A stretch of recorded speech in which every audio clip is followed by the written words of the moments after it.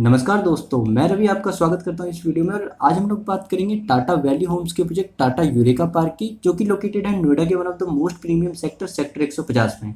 साथ ही मैं आपको एक 3 BHK फ्लैट की वीडियो दिखाऊंगा, जो कि सैंपल फ्लैट है, तो आपको प्रोजेक्ट का अच्छे से आइडिया लग जाएगा। तो चलिए वीडियो को शुरू करते हैं और चलते हैं प्रोजेक्ट मॉडल पर।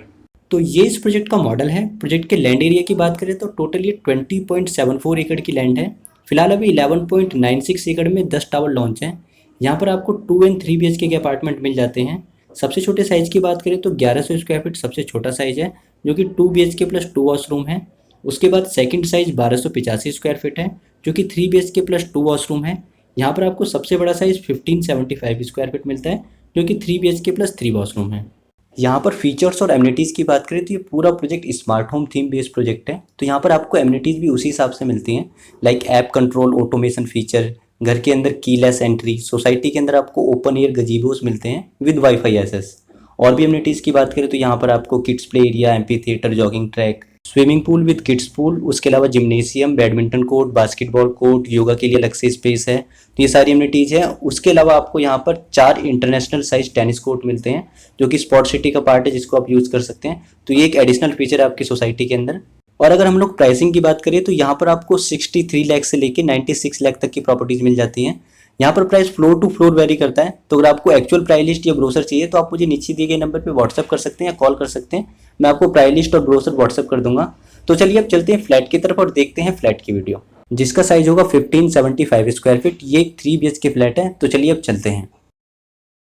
तो अब हम लोग आ चुके हैं सैंपल फ्लैट पर, और ये आप देख रहे हैं ऑडियो एंड वीडियो कैमरा है। इस घर का सबसे पहला स्मार्ट फीचर है। आपके घर पर कोई भी आता है आप अंदर से ही देख सकते हैं कौन आया हुआ है। उसके अलावा सेकेंडली जो हम आपको लॉक दे रहे हैं वो स्मार्ट लॉक है। इसे आप 3 तरह से एक्सेस कर सकते हैं, फिंगरप्रिंट, पास की, और उसके अलावा हम लोग आपको एक लॉक भी दे रहे हैं नीचे, तो आप उसके थ्रू भी एक्सेस कर सकते हैं। चलिए अब अंदर चलते हैं और देखते हैं सबसे पहला बेडरूम। तो ये सबसे पहला बेडरूम है, जिसे हम एज ए गेस्ट बेडरूम भी यूज़ कर लेते हैं। आपको कबर्ड के लिए अलग से स्पेस मिलता है, वेंटिलेशन के लिए विंडो है, सेपरेट आपको इसके साथ वॉशरूम मिलता है। इस बेडरूम के साइज़ की बात करें तो ये 10.6:11.6 का साइज़ है। साथ में आपको ये वॉशरूम मिलता है। वॉशरूम का जो एरिया है वो है 5:7.2। साथ में आपको वेंटिलेशन के लिए विंडो मिलती है। वॉशरूम में आप जो भी फिटिंग्स देख रहे हैं आपको एज इट इज़ ऐसे ही फिटिंग्स मिलेंगी। तो वॉशरूम में आपको अलग से कुछ काम करने की ज़रूरत नहीं है। तो जैसा आप देख रहे हैं ऐसा ही आपको वॉशरूम मिलता है। तो ये पूरा रूम हुआ जिसका मैंने आपको साइज़ बताया 10.6:11.6। ये कबर्ड के लिए स्पेस है। तो चलिए अब चलते हैं लिविंग और डाइनिंग की तरफ। तो ये पूरा लिविंग एरिया है। लिविंग और डाइनिंग एल शेप में है। डायमेंशन की बात करें तो ये 16:16.3 का साइज़ है। साथ में आपको एक बालकनी मिलती है, 5 फीट वाइड बालकनी है। बालकनी के डायमेंशन की बात करें तो ये 11:5 की बालकनी है। चलिए चलते हैं बालकनी की तरफ। और इस फ्लैट की बात करें पर्टिकुलर तो इस फ्लैट में टोटल 3 बालकनी है। और इस सोसाइटी की काफ़ी अच्छी चीज़ है कि 4 साइड ओपन सोसाइटी है। सोसाइटी में चारों तरफ रोड है, तो आपको वेंटिलेशन या डे लाइट, सनलाइट, इसकी कभी कोई प्रॉब्लम नहीं होगी। चाहे आपका अपार्टमेंट पार्क फेसिंग है या नॉन पार्क फेसिंग है, कोई भी फेसिंग है, तो कभी भी आपको वेंटिलेशन की प्रॉब्लम नहीं होगी। और ये पूरा डाइनिंग एरिया है। ड्राइंग डाइनिंग मैंने आपको बताया था एल शेप में है, तो ये वाला पार्ट पूरा डाइनिंग एरिया का है।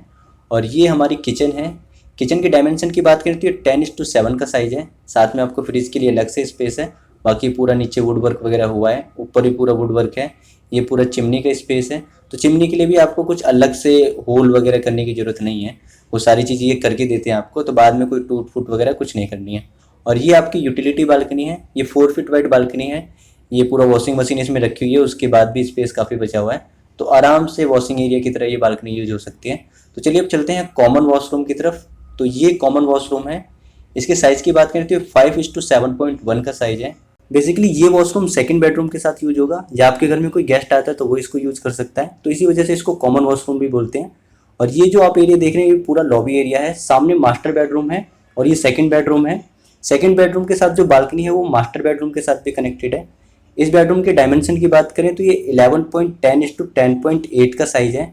सामने पूरा कबर्ड का स्पेस है। कबर्ड का स्पेस आपको रूम से बाहर है, तो आपका रूम पूरा ख़राब नहीं होता है। नॉर्मली क्या होता है कि बिल्डर कबर्ड के लिए स्पेस देते नहीं है, तो आपको पूरा रूम ख़राब हो जाता है कबर्ड के चक्कर में। बट यहाँ पर ऐसा नहीं है। ये पूरी बालकनी है जो कि मास्टर बेडरूम के साथ भी कनेक्टेड है। बालकनी के एरिया की बात करें तो इसका जो एरिया है वो अप्रॉक्स 18:5 का साइज़ है। दोनों बेडरूम के साथ कनेक्टेड है, इस वजह से काफ़ी पैरेलल लंबी बालकनी हो गई है। तो ये मैंने आपको पूरा बेडरूम दिखाया। सेकंड बेडरूम है, इसके साथ कॉमन वॉशरूम यूज होगा। इसका साइज़ मैंने आपको बताया 11.10:10.8। चलिए अब चलते हैं मास्टर बेडरूम की तरफ। तो ये पूरा मास्टर बेडरूम है। साथ में थोड़ा सा आपको फोयर एरिया मिलता है। तो ये पूरा मास्टर बेडरूम है। इसका जो साइज़ है ये सबसे बड़ा बेडरूम है, 11:14 का साइज़ है। साथ में आपको ड्रेस रूम है, वॉशरूम है, उसके साथ आपको बालकनी है जो कि सेकंड बेडरूम के साथ भी कनेक्टेड है। ये टीवी के लिए स्पेस है, बना रखा है इन्होंने, आप अपने हिसाब से डिज़ाइन कर सकते हैं। तो ये इधर से बालकनी का एरिया, हम लोगों ने उधर से देखा था और अब ये इधर से बालकनी है, तो ये पूरी लास्ट तक बालकनी गई हुई है। चलिए अब चलते हैं वॉशरूम की तरफ। और वॉशरूम के साथ आपको ड्रेसिंग एरिया भी मिलता है जिसका साइज़ अप्रॉक्स 4.8:5 का साइज़ है। तो ये पूरा ड्रेस रूम है, इसमें आप काफ़ी बड़ी अलमीरा बना सकते हैं, ये ऊपर तक पूरी अलमीरा जाती हैं। तो ये पूरा अलमीरा का स्पेस है। चलिए अब चलते हैं वॉशरूम में। तो ये वॉशरूम की एंट्री है। वॉशरूम के साइज़ की बात करें तो ये 7.10:5 का साइज़ है। तो ये सबसे लास्ट वॉशरूम है और यहाँ पर ये फ्लैट पूरा खत्म होता है। तो आपको ये वीडियो कैसी लगी प्लीज़ मुझे कमेंट सेक्शन में ज़रूर बताएं और चैनल को सब्सक्राइब जरूर कर लीजिएगा, उससे मेरा मोटिवेशन बढ़ता है और वीडियोज़ बनाने के लिए। तो thank you for watching, take care.